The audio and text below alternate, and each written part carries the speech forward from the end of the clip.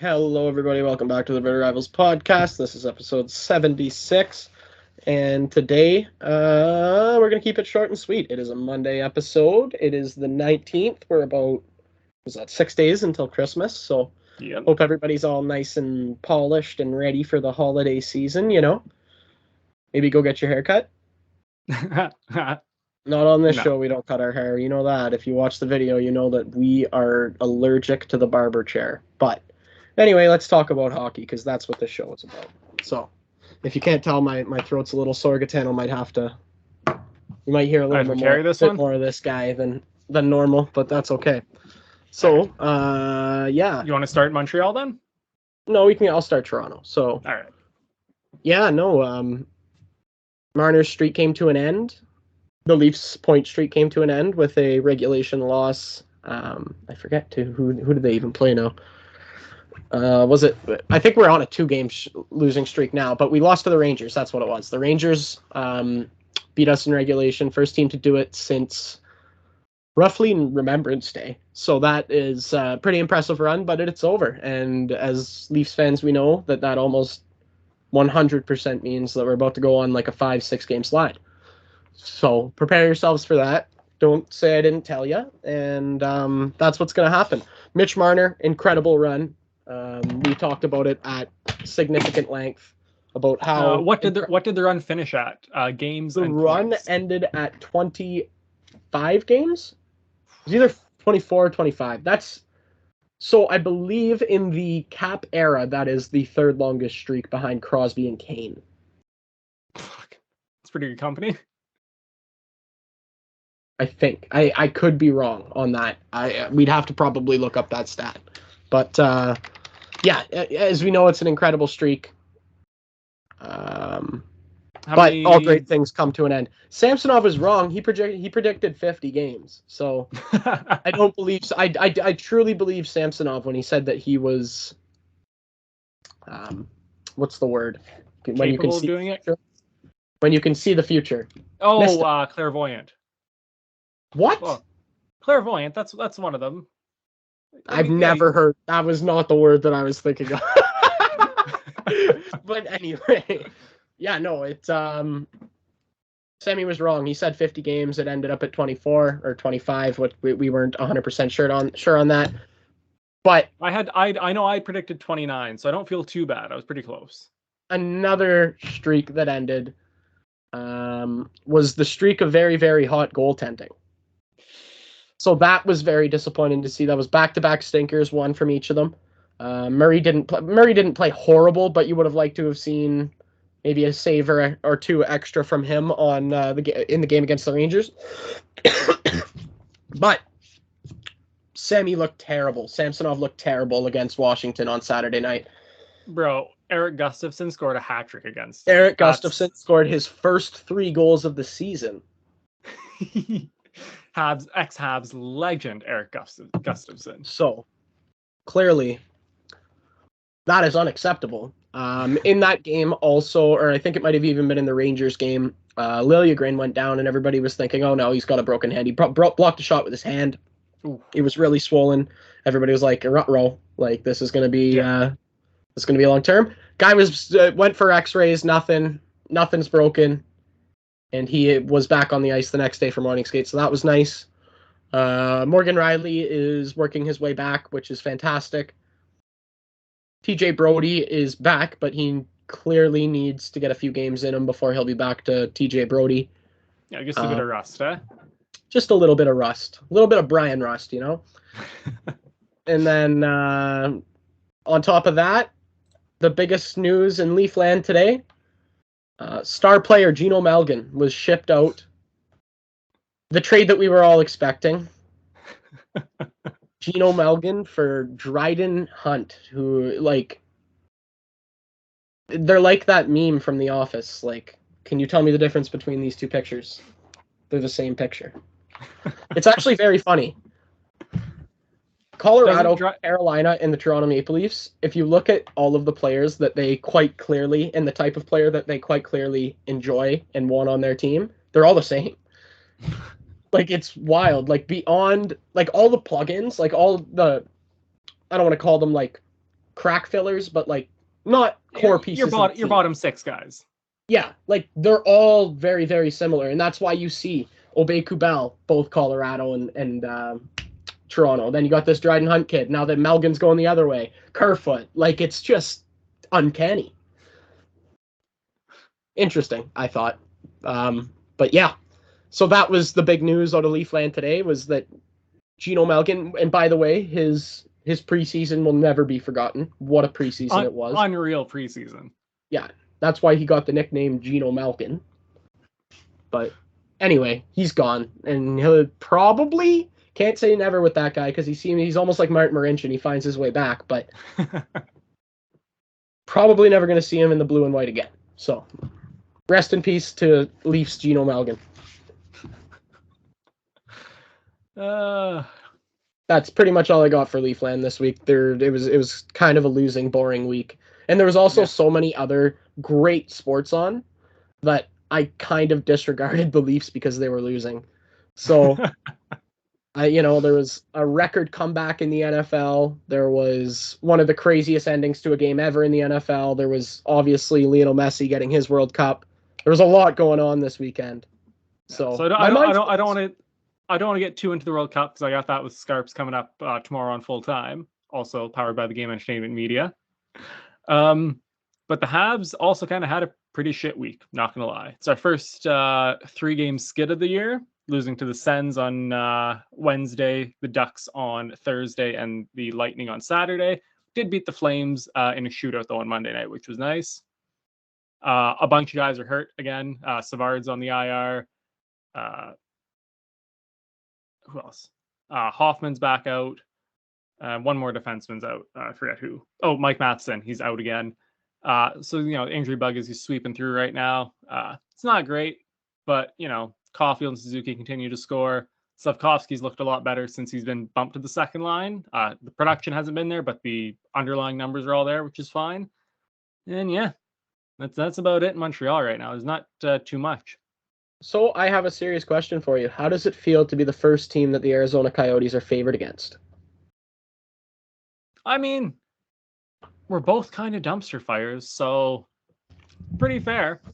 First game that Arizona will be favored this entire year is against calendar or season? The Montreal Canadiens. What, pardon? Calendar year or season? Season. Okay. Yeah.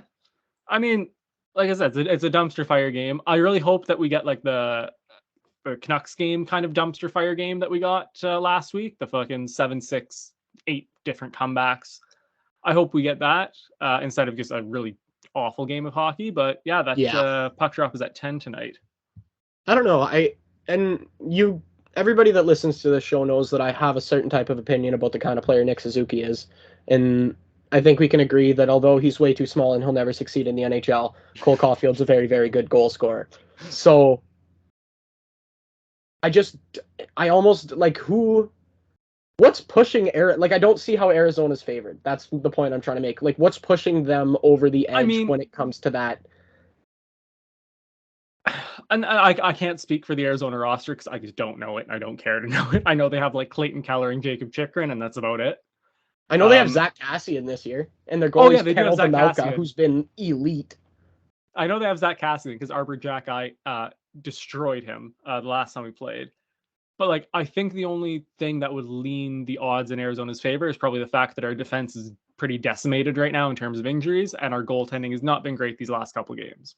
So, and I think that's been Arizona's enough. Strength this year. Like, if they have one, is that Vejmelka guy's been awesome. Like, their goaltender, their starter has been really good from what I could. Like, I remember looking at like top tier lists for goaltending stats. I don't remember specifically what stats they were. It might have even been save percentage. I think it was save percentage, but Karel Vejmelka is up there. And that's impressive when you play for a team like the Arizona Coyotes. So are you looking it up right now? I am. I don't see him in the top 10. Must have been a different stat then. Oh, do you know what it was? It was goals saved above expected. Yeah, that would be it. I mean, he's rocking a .911 save percent, His goals against is not great. Well, yeah, dude. I know. He plays for thing. That's totally unfair. A 3.11 goals against. But yeah, like that's honestly pretty good considering you play behind the Arizona Coyotes. So, just looking at this save percentage leaders list, you're telling me that Linus Ullmark has a 938 this year? Yeah, he's been lights out. How does that happen? I have him in fantasy. I'm pretty sure I used like one of my last picks of the draft to take him. How old is this guy? He's 29 years old. Actually, his numbers have not been bad throughout his entire career. If you look at them, he's got a career 916 in Buffalo, and we're talking like this is a dumpster fire here. So between 16 and 21 with the Buffalo Sabres. Sorry, between 17 and 21 with the Buffalo Sabres, he throws up. Okay, no, never mind. That was he only played 5 games that year. So we have a 905. I'm looking at that now. Yeah, I was like, Jesus, 935. Like, what? But yeah, no. Yeah, that's great. Those are some decent numbers. Those are middle of the pack numbers at least. So I guess it shouldn't be like goalie's such voodoo that's not too out of the realm of possibility. You know what I mean? Yeah, no, and I mean he's playing on a significantly better team now too. So significantly better. Speaking of significantly better than previously, just anybody who has a Twitter account is going to know what I'm talking about. Tage.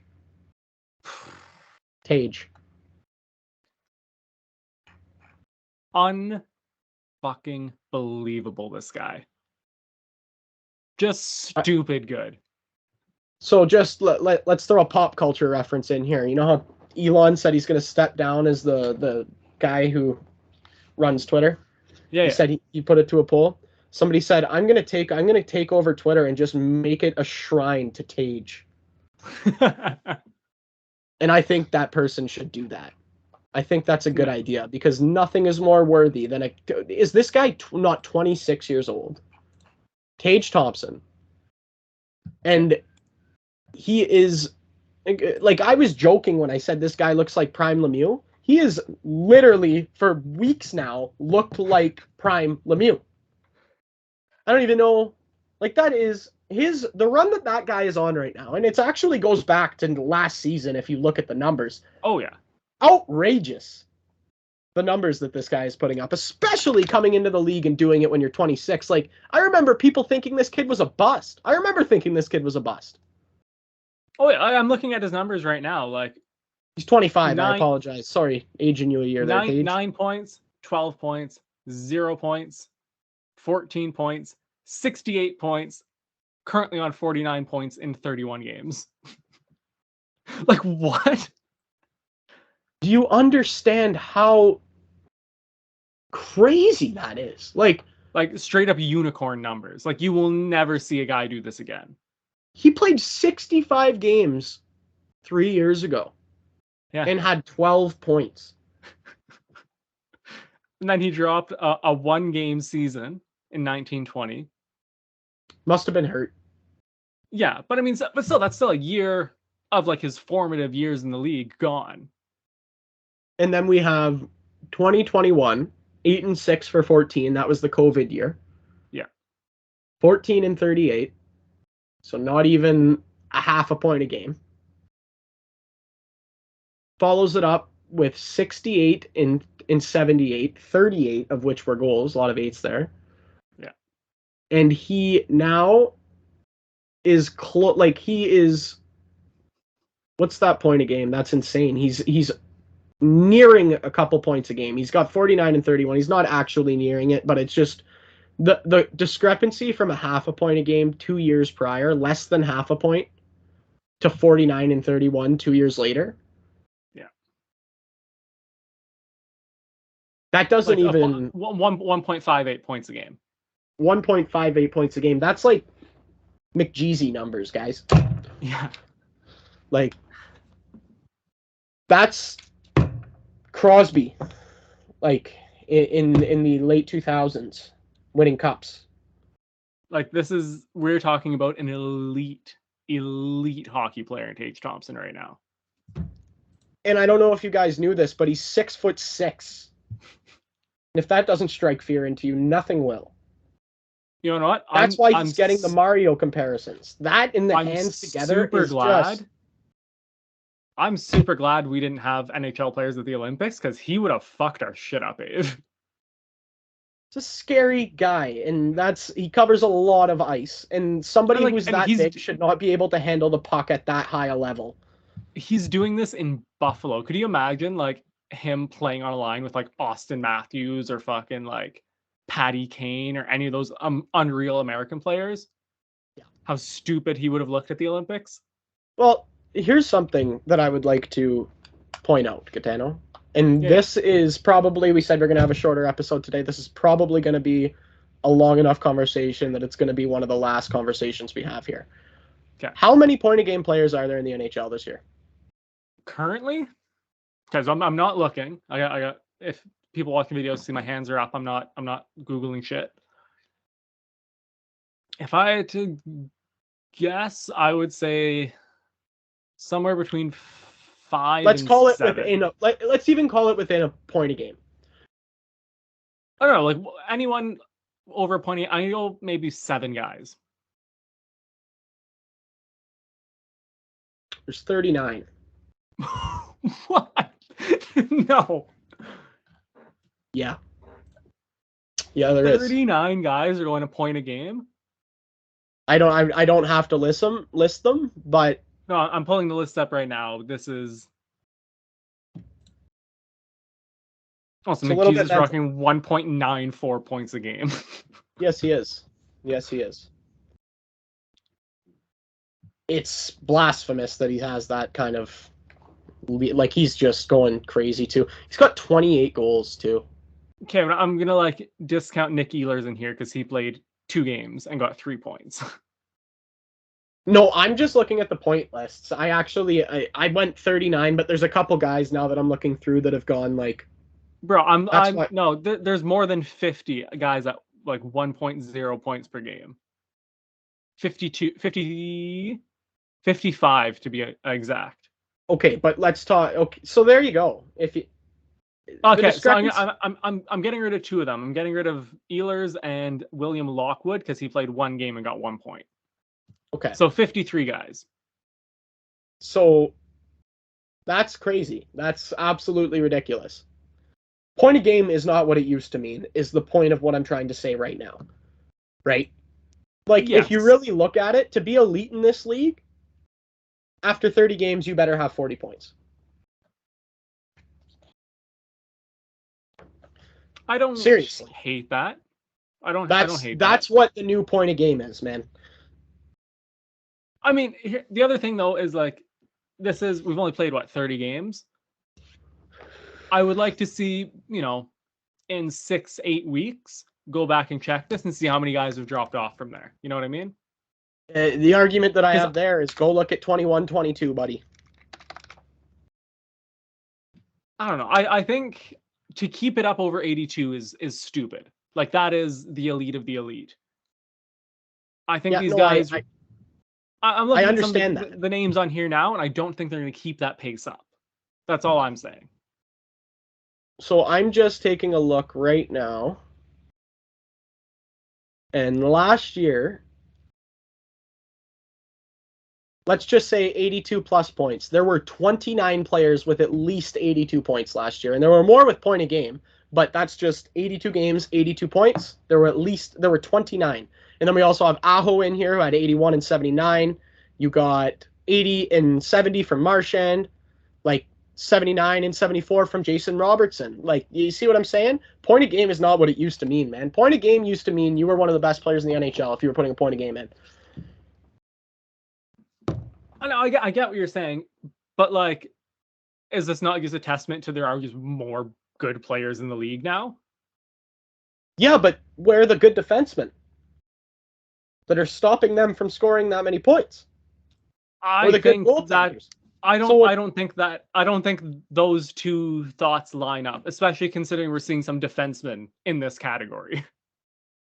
The Roman Yossi, the Cale Makar, like the role of the defenseman has kind of shifted. No, I don't want to say it's shifted away from defending players, but there's more onus on, defensemen scoring points than there used to be. Rasmus Dahlin has 37 points this year. Oh, I know. I have him in fantasy as well. Great time. He's probably going to win the Norris.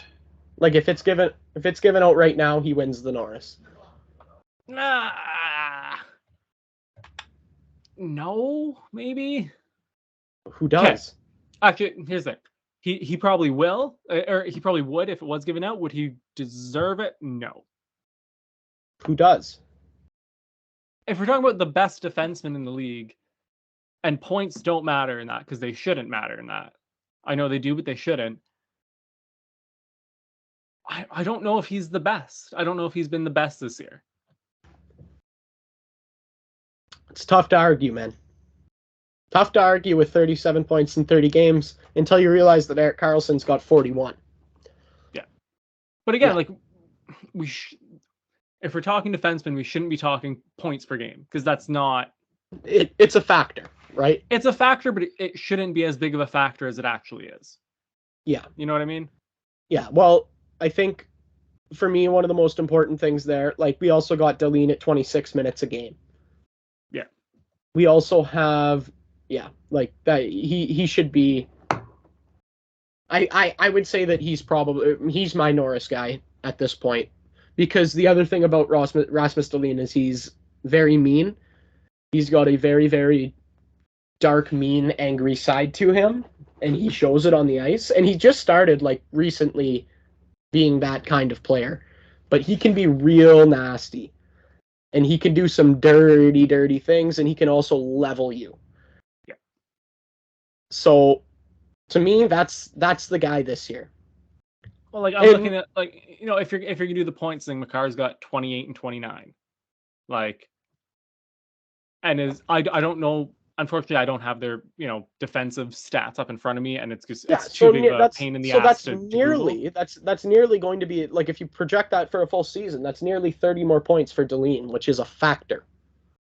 Like it is, but I would like to see, maybe for next week we'll research a little more of their advanced stats or defensive numbers, because I don't want to do that right now because it takes too long. We want to have a quick episode here, but like, I don't know if Dahlin's defensive numbers are good enough to have him win the Norris. You know what I mean? And especially playing in Buffalo, like, they're not a good team. And I know that's a factor against him, but... What numbers do you speak of? I don't know, like, I'm thinking like the... I know that I'm one of the people that says plus minus is a useless stat, but he's tied for 11th in the league. Yeah, no, and he's what, plus 16? I'm like, yeah, that probably makes sense. He's like, that to me leans towards he's been good this year. But I want like the JFresh like those graphics, the ones I'm talking about. Yeah, the player cards. Yeah, player cards. Yeah, like, we don't have access to those, so. Yeah, well, that's the issues. Neither do I. So anyway, I think it's an interesting conversation, Norris, at this point of the year. I think a lot of the awards are interesting conversations to have at this point of the year. And I don't know. I think we talked about this at length on Saturday. I think this is the year that Mitch Marner gets a Selke nomination. I really do. Nomination for sure. It would be criminal if he didn't. Like, at least a nomination. Like, seriously, I agree. Just such a Swiss tool knife, or Swiss knife. What's the Swiss Army knife? That's what it's called. Yeah, the kind of person that can do everything. That's him. But that award is interesting. MVP is not, because McDavid's almost getting 2 points a game, and he's got like 40 goals, 30 games. 32 games, 28 goals, 34 assists. 30 goals. Sorry. Yeah. So plus 5. I can't even like talk right now just because of how ridiculous it is that in the year 2022, Connor McDavid has like 28 goals at the 30 game mark. Yeah. Wow. But like, the scary thing is Tage Thompson as 25 and 31. That's even more ridiculous. That's like Austin Matthews numbers. Yeah. But While we're on the topic of goals, who's winning the Rocket this year, McDavid? Ovechkin. Because if we're talking goals, we need to talk Alex Ovechkin, probably on the verge of making history tonight, I would assume, or in the next couple of nights.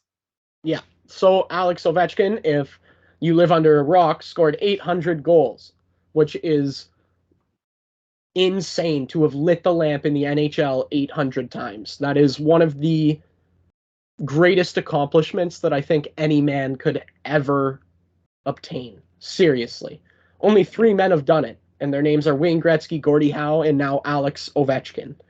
Like that's so crazy to think that he's like only the third guy to ever do it. 800 red lights, my friend. 800 tucks. Like unbelievable stuff. And will never be touched again. I love Austin Matthews. Never. You cannot stay healthy and be as dominant for as long as that Russian war machine has. Oh my God. Sorry. That's not what I meant. I just meant that he's a literal Terminator. And like, how do you go 18 like seasons he's a robot. without getting like I'm looking, it's not just that, but like the pace and consistency that he's put up goals, I don't think there's any matching it. Well, and have you ever seen the guy shy away from a hit? No, he you absolutely see him throw destroyed Connor Timmins into the Capitals bench on Saturday night.